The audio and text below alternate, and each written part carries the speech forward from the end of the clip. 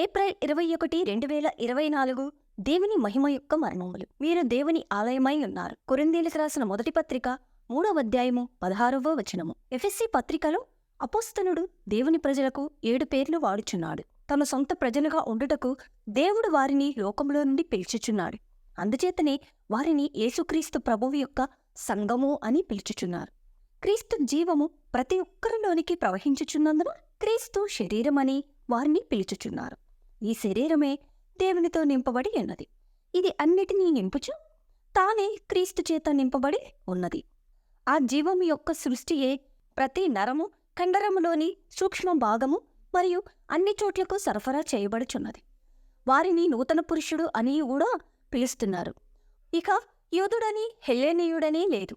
మానవజాతి భేదములన్నీ గతించిపోయినవి. తండ్రి యొక్క దైవిక ప్రేమను మనము అనుభవించగలుగునట్లు పరలోక కుటుంబమని పిలుచుచున్నాడు. మీరు దేవుని కట్టడము అని కూడా పిలుచుచున్నాడు. తిరిగి దేవుని మందిరము అని పిలుచుచున్నాడు.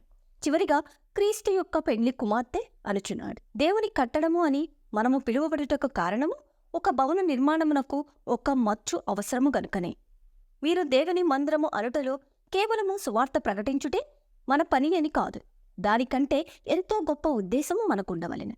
దేవుడు మనల్ని ఎలా పిలిచాడో, సంఘముగా ఎలా సమకూర్చాడో, క్రీస్తు యొక్క జీవం మనలో ఎలా ప్రవహిస్తుందో తెలుసుకున్నాం. మనం దేవుని చేత నిర్మింపబడ్డ కట్టడమని ఇకనైనా నీ పిలుపుకు కారణం తెలుసుకొని జీవించు. ఆమేన్. Praise the lord.